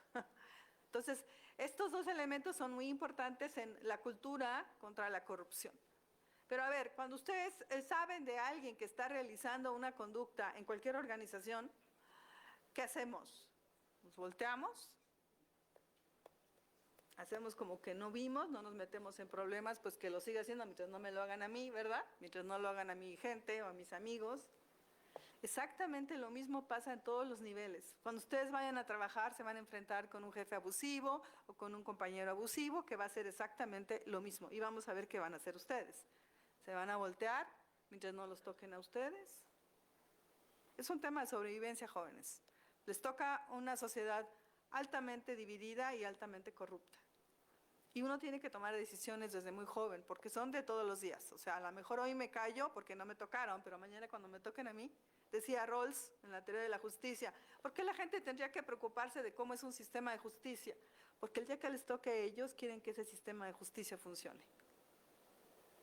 ¿Ok? Entonces es exactamente igual. Cuando les toque a ustedes van a querer que los demás protesten y que los demás se opongan y que los demás planteen que eso no es así, ¿no? Entonces estamos hablando simplemente de que la ética en el servicio público tiene que ver con la ética de la persona, con el sistema de valores. Y el autor nos habla de una distinción bien interesante que es entre el ser y el hacer. Todos estos instrumentos que hemos oído tienen que ver con el hacer de los servidores públicos. Pero el ser tiene que ver con la persona. ¿Cómo se es? ¿Qué parte de ustedes es valiosa? ¿Cuáles son las creencias que los mueven? ¿Cuáles son los valores que los inspiran? Es decir, aquí les han hablado de justicia, ¿no? Cuando preguntó la maestra, cuando entre el derecho y la justicia hay una contradicción, ¿por qué se elige? Alguien dijo por ahí, pues derecho, ¿no? Que era como la respuesta más natural, ¿no? Yo estudio derecho, no estudio justicia. ¿Los mueve la justicia? No lo sé, porque pues hay muchos que estudiamos derecho sin saber que no teníamos vocación, estudiamos derecho por circunstancias del caso, nos ocurrió, era la carrera que había, en fin, no sé, muchas condiciones. Justicia, quién sabe si la hemos descubierto. Se los digo yo que trabajé 39 años en el sistema de justicia. Pero hay muchos otros valores que sí, como que son más fáciles, ¿no? A lo mejor libertad, a lo mejor igualdad, a lo mejor dignidad, ¿no? A lo mejor respeto. Dice la colección de cuadernos de integridad, a lo mejor integridad, ¿no? Entonces, bueno, esta distinción entre el ser y el hacer es muy interesante, doctor, lo felicito, el doctor hace esta explicación del caso de Finlandia. Y entonces, bueno, yo solamente quiero concluir diciéndoles que ciertamente estamos hablando todos de valores, pero valores en cualquier organización. Y que no sería malo que cuando fueran ahí en el camión, cuando fueran caminando, les habían propuesto espacios para dialogar después de leer estos. Cuando vayan ustedes ahí en algún momento pensando, antes de acostarse, decían que hay un buen ejercicio antes de acostarse, que es decir, hoy qué fue bueno en mi vida, ¿no? Hoy qué hice bien, hoy cómo me premió la vida, ¿no? Hoy qué hay de bueno en mi vida. Piénsenle un poquitito, ¿qué valor los está moviendo? Al menos libertad, al menos igualdad, al menos dignidad. Y de eso habla la ética social. Muchísimas gracias.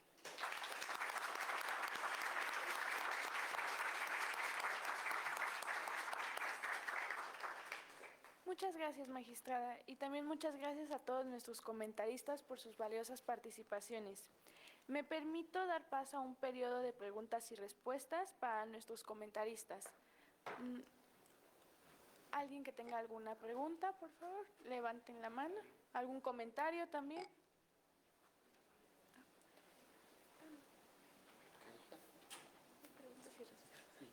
Es hacia la magistrada.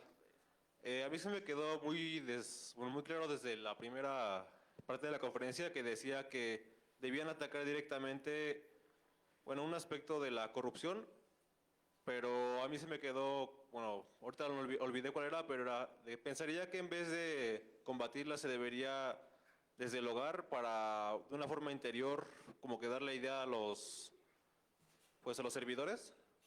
Es Es- prevenirla, ¿no? Sí, pero no desde, en el caso de los libros, sino directamente desde la familia, como algo que no se lea o se aprenda, algo que ya esté como intrínseco con la persona, como para que no llegue al cargo cuando ya empiecen el conocimiento, adquirirlo, la forma de resolverlo, sino que ya lo tenga como de base, Gracias.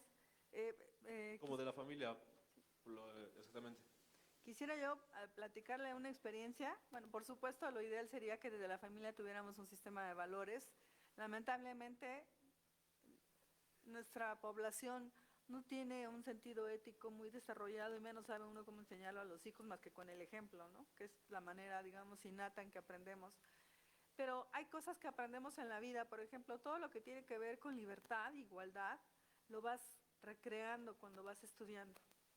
El tema de discriminación, por ejemplo, es un concepto que tú cuando eres niño no entiendes, que tienes que, hasta que vas siendo adulto, vas entendiendo que somos distintos todos y que todos merecemos respeto y que no es posible aceptar que a la gente se le discrimine por raza, por género, por lo que sea, por preferencia sexual. Pero ese concepto, por ejemplo, discriminación, lo tienes que desarrollar siendo adulto. Es ahí cuando lo vas construyendo de una manera más acabada. Entonces, por supuesto, son privilegiados quienes tienen un hogar donde les enseñaron un sistema de valores, donde lo aprendieron, pero eso no nos exime a los que no tuvimos esa fortuna o no tuvieron esa fortuna de irlo adquiriendo a medida que va uno creciendo. Gracias.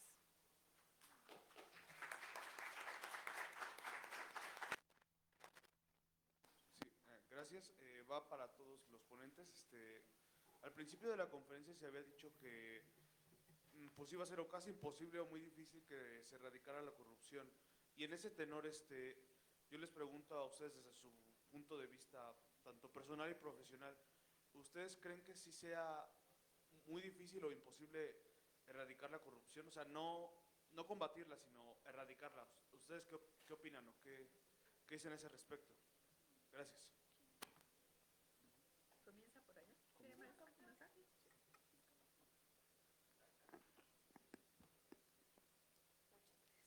Muchísimas gracias por la pregunta. Pues esto me da pie para recomendarles nuevamente que lean los 15 cuadernos de la colección, pero especialmente desde el sistema anticorrupción del Estado de México que tengo el honor ahora de presidir, consideramos que no es posible erradicarla. ¿Por qué? Porque la corrupción es parte o es siempre susceptible de surgir entre las relaciones humanas. Seguramente ustedes en teoría del derecho, en teoría del Estado, estudiaron a Rousseau, a Hobbes, y saben de la naturaleza de la conformación del Estado, ¿no? Que al final del día es ceder un tanto de nuestro poder individual para conformar un ente mayor, al que le llama Leviatán, por ejemplo, en este caso. Pero, ¿qué es lo que nos da el Estado? Esta forma de relacionarnos marcando límites, y para eso está el derecho, ¿no?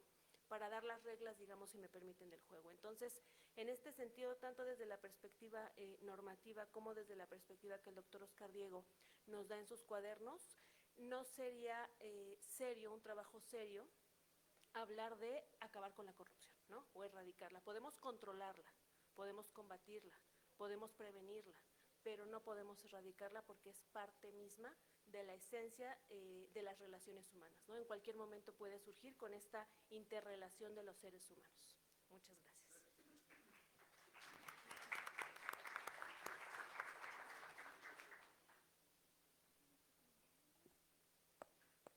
Solamente para añadir, yo comparto el punto de vista de Claudia. Lo que pasa es que a lo mejor me dio la impresión ahorita que estábamos oyendo que por corrupción estamos entendiendo su fase económica. cuando estamos a cambio de una dádiva obteniendo algo económica. Pero hay que pensar también que la corrupción es en todos los sentidos. La corrupción es moral, la corrupción es personal. Y si la vamos a combatir o a tratar de erradicar, es que hay que combatirla en todos los sentidos. Debemos tratar de ser, perdón, es una expresión moral, rectos en todo nuestro quehacer cotidiano. No nada más ante la posibilidad de este problema específico económico, ¿no? Sí, claro, predomina ese y es el que quizás más provecho le puede proveer a una persona porque obtiene algo a cambio. Es muy difícil compensarse y decir, no, pues yo rechacé esto de mi novia porque sentí que no debería yo hacerlo y me siento muy a gusto. Pues sí, pero ese sentir muy a gusto no necesariamente te produce otro tipo de consecuencias que la económica sí te produce, ¿no? Entonces nada más les digo, sí, yo estoy de acuerdo con todo, controlar, erradicar, pero no pensemos nada más en eso. Pensemos que esa erradicación, que la corrupción es en todos, prácticamente se presenta en todos los actos y en todos los hechos de la vida cotidiana. Entonces hay que intentar, por eso la importancia, como bien se dijo aquí, bueno, Jordi, de fincar los valores morales desde el principio y desde la familia misma, ¿no? Alguien mencionó aquí las corporaciones, las organizaciones, dijo una de ellas es la familia. Sí, claro. Si nosotros vemos que el padre o que la madre son corruptos, ya sea moral, económica, en fin, en cualquiera de las diferencias, el hijo va a nacer igual y se va a desarrollar igual. Entonces no le podemos pedir a él que no sea así, porque sale a la calle y se va a encontrar otra realidad, la misma realidad o peor, más agravada, ¿no? Entonces estamos sí desde el principio tratar de involucrar a la persona en los valores individuales y sociales. Eso lo tenemos que tener muy claro. No es una sola fase, son todas, es integral el combate.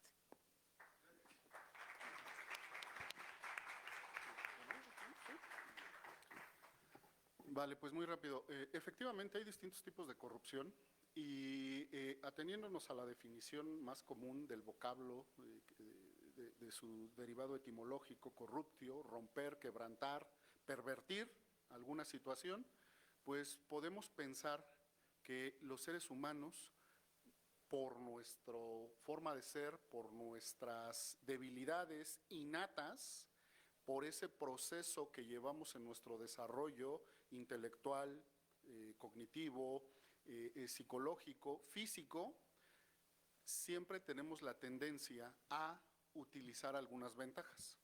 Luego entonces, pues comparto la opinión de que desde ese sentido la corrupción no se puede acabar, porque es parte del proceso del desarrollo de los seres humanos, pero sí se pueden tomar las medidas necesarias para controlarlas, para que no sea un problema demasiado grave o para que no sea un problema que afecte el sano desenvolvimiento. Pero definitivamente erradicarla es como si dijéramos, ¿podríamos erradicar la ambición de los seres humanos? Pues no lo podemos saber, porque el ser humano en esa entidad tan compleja, ese sistema tan complejo, evidentemente en sus interrelaciones cotidianas genera diversas situaciones que no siempre son adecuadas, pero por ello necesitamos mecanismos que hagan que aunque un ser humano pueda obtener ventaja de alguna situación, exista la herramienta para que la obtención de esa ventaja no signifique problemas a la sociedad. Por tanto, pues no, la corrupción, insisto, en ese sentido amplio, no se puede erradicar, porque es parte del ser humano, pero sí podemos controlarla, sí podemos minimizarla y sí podemos generar herramientas, estrategias, mecanismos que nos permitan que no se convierta en un problema público. Rápidamente en el cuaderno que presentó la magistrada, el propio autor, el doctor Oscar Diego, señala algo que a mí me pareció muy anecdótico en su investigación en Finlandia. El doctor Oscar Diego en ese cuaderno número 4 dice que llegó y le preguntó a un funcionario que qué pasaba con el problema de la corrupción. Que el funcionario le dijo, ¿problema? Pues eso no es un problema. Y el autor sintió, como decimos vulgarmente, como que sintió un poco sobrado al entrevistado, ¿no? Como que un poco soberbio. Bueno, fue con otro y le preguntó, oiga, ¿qué sucede con el problema de la corrupción aquí en Finlandia? ¿Problema? Pues eso no es un problema. Y así conforme fue avanzando, se dio cuenta que el que estaba en un contexto distinto era él, porque él sí conoce la corrupción como un problema. Pero en el pueblo de Finlandia, aunque está presente, aunque hay corrupción como en todos lados, aunque sea uno de los países mejor evaluados, no quiere decir que no exista la corrupción. Quiere decir que tienen los mecanismos institucionales, culturales, psicológicos, que justamente hacen que la corrupción se señale y que no permiten que se propague. Pero no la han erradicado, porque insisto, es una condición humana. Pero sí podemos generar estrategias para minimizarla, para controlarla, para que no sea un problema público.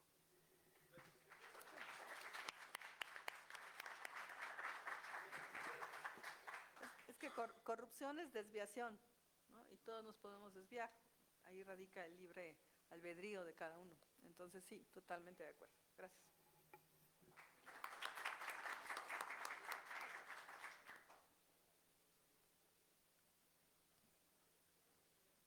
Buenas tardes, gracias por tomar mi pregunta. Bueno, con todos los comentarios que estaban haciendo, me acordé que en una parte de cuando yo en tercer semestre me dejaron una lectura sobre los juicios de Nuremberg y me dejaron leer un texto de Robert Alexy, en donde citó a Gustav Radbruch sobre una mención sobre la fórmula de la ponderación, que mencionaba que el derecho sumamente injusto no debería ser contemplado como derecho.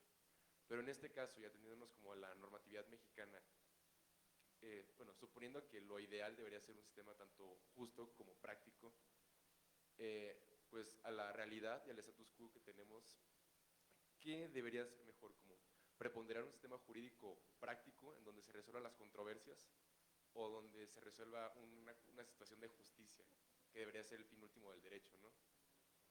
Va para todos los ponentes. Gracias. A ver, en todos los países del mundo, cualquiera que sea el sistema que tengan, tienen reglas, escritas o no escritas, y decisiones del caso.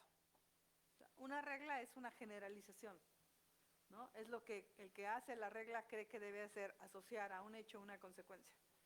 Pero la realidad es tan variada, es tan rica, que cuando uno encuentra esa regla y la quiere aplicar a una realidad, puede encontrarse que el resultado es injusto. De manera que en cualquier país puede ocurrir que la regla sea perfecta y el resultado en un caso concreto sea injusto. El ejemplo que siempre ponen es el del perro guía de las personas débiles visuales, ¿no? La regla está prohibida la entrada de perros a este auditorio.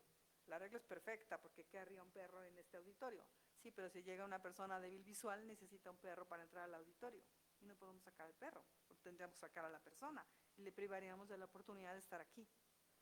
¿Se da cuenta? Entonces la regla puede ser perfecta, pero el caso tiene tal posibilidad, tal variedad, que la aplicación de una regla puede dar un resultado injusto.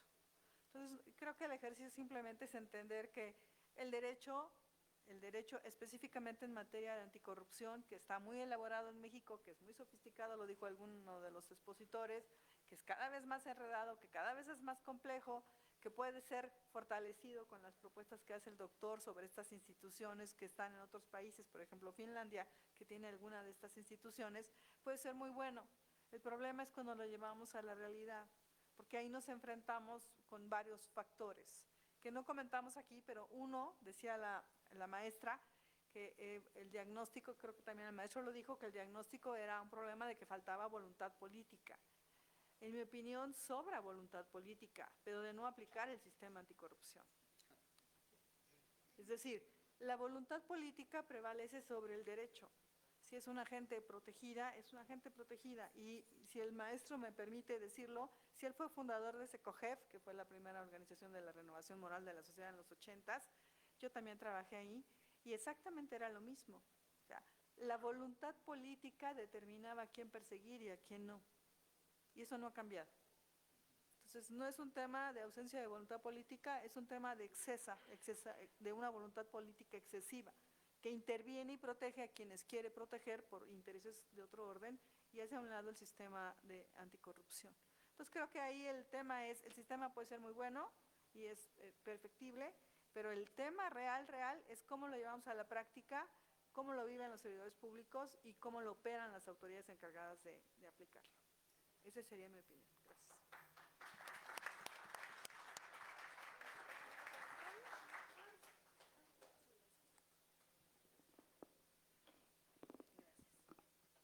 Muchas gracias por la pregunta, me parece sumamente interesante y además de reflexión. Y además confirma que los abogados siempre somos necesarios. ¿Por qué? Porque efectivamente, como lo ha comentado la magistrada, regresamos al tema del debate eterno del justnaturalismo contra el justpositivismo, ¿no? ¿Qué privilegiamos? ¿La ley positiva vigente o los derechos propios de la dignidad del ser humano? Yo les diría, con base en estos cuadernos de ética, con base en los valores que desde la abogacía debemos privilegiar, aplicar la ley no solo es tomar el texto jurídico y encuadrarlo. Para eso estamos los abogados. Necesitamos tomar el texto jurídico, comprenderlo y aplicarlo desde nuestros valores personales. La Facultad de Derecho de mi querida universidad siempre nos enseña a entender la ley y aplicarla. Depende de nosotros y de los valores internos que tengamos lo que hagamos con ella. Siempre vamos a encontrar el cómo sí. Lo importante es que nuestro eje, nuestra dirección del cómo sí, gire siempre, indudablemente, en torno a la dignidad humana. Y siempre busquemos aquellos valores que protejan y resguarden la dignidad humana con base en la normatividad. Esa sería mi opinión. Muchas gracias.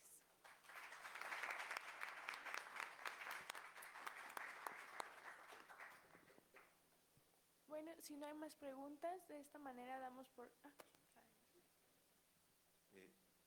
Mi pregunta va para el doctor Víctor Hugo. Me parece muy interesante la idea que se muestra en el libro 2 sobre el hecho de adoptar este modelo de los pueblos originarios. La pregunta radica en cómo podemos hacer eso siendo nuestro país un país pluricultural y además, en el caso de los pueblos tradicionales y bueno, estas costumbres son en escala pequeña, mientras que en el caso de nuestro país es básicamente una nación. Muchas gracias. No, gracias a ti. Qué interesante pregunta. Mira, la verdad es que traspolar este tipo de organización política, el sistema de cargos en específico, a nuestra nación sería muy complicado. Bueno, por falta de tiempo, pues evidentemente no abordé todos los aspectos que señala el doctor Oscar Diego, y también para no spoilear el cuaderno y que lo lean, ¿no? Pero tampoco se trata de santificar a las comunidades originarias, ¿eh? También aquí viene una serie de conductas que no son tan democráticas en los pueblos originarios. Entonces, copiar, trasladar el sistema de cargos a un sistema democrático moderno como lo conocemos, liberal, republicano, individualista en muchos casos, sería muy complicado. ¿Cuál es entonces la propuesta? Rescatar algunos de los valores en esa forma de organización política tradicional, no el sistema como tal, porque bueno, si recuerdan yo les dije, imagínense que el presidente de la República no recibiera un solo peso por su servicio a la nación. No, pues eso es impensable, por lo menos en varios años, ¿no? Pero lo que sí sería posible es rescatar esos valores. ¿Como cuáles? El sentido de honorabilidad en el servicio público. Y no solo nuestros pueblos originarios lo dicen, incluso el propio Aristóteles, la filosofía política clásica occidental, señala que en el deber público debe de haber un sentimiento de identidad y de entrega, lo que Aristóteles llamaba el espíritu de servicio, que es justamente poner mis capacidades para el beneficio de la colectividad, para el beneficio de todos. Eso sí lo podemos recuperar. Eso sería muy importante, justamente trabajando con los estudiantes, con las personas que van a ser los responsables de conducir este país en un futuro no muy lejano, ¿eh? Yo sé que de aquí saldrán jueces, magistrados, saldrán directores, saldrán subdirectores, secretarios de Estado y, ¿por qué no?, presidentes, presidentas de nuestra República. Bueno, pues rescatar esa importancia de servir a nuestro pueblo. Comentaba la magistrada en su presentación, una distinción entre el hacer y el ser. Es decir, ¿quiénes son ustedes? ¿Qué valores le van a aportar al servicio público? Y les comento algo de este número 2, que no me dio tiempo de de comentarles, pero el carguero, la persona que lleva la responsabilidad de esa encomienda civil o religiosa, lo hace por gratitud, porque ha recibido cuestiones positivas en su vida y en retribución acepta el cargo para pagar esas bondades que ha recibido a la vida. Hago un símil con nuestros políticos actualmente. ¿De verdad agradecen el cargo? Al contrario, muchos de ellos parece que nos hacen un favor. ¿Quién de ustedes puede hablar con su diputado así de manera directa, encontrarlo? Oiga, diputado, ¿qué cree que en mi colonia, en mi calle tenemos este problema? ¿O qué cree que en la Facultad de Derecho estamos hablando sobre cómo proponer una reforma? Pues nada, son personas intocables que pasan por los pasillos, que van por las calles y que ni siquiera nos podemos acercarle. ¿Dónde hay ese sentimiento de agradecimiento? Porque se le está dando una alta responsabilidad. Eso sí lo podemos recuperar de nuestros pueblos originarios. No el sistema como tal, sería muy complejo con la forma, con la organización política estructural que hemos construido, pero el cuaderno a lo que apunta es justamente a recobrar. Les recuerdo la palabra que les dije aquí, que yo pensé que iba a ser más eco en esta institución, pero veo que no. O veo que no tanto, más bien, recobrar la mística de lo que implica trabajar por mi comunidad, por mi sociedad, recuperar la importancia de ser un representante del pueblo. Les repito, hoy en día muchos políticos parece que nos hacen un favor con estarles dando el encargo de una responsabilidad administrativa, parece ser que nos vienen a hacer un favor en lugar de corresponder con agradecimiento. Entonces, en concreto, reproducir el sistema de cargos, el sistema tradicional sería muy complejo. Reproducir los valores, la mística que encierran algunos de nuestros pueblos originarios sería fundamental para darle viabilidad a nuestra sociedad. Gracias.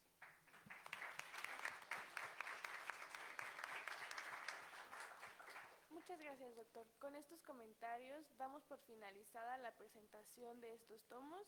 Muchas gracias a todos por su valiosa asistencia. Excelente tarde a todos. Muchas gracias.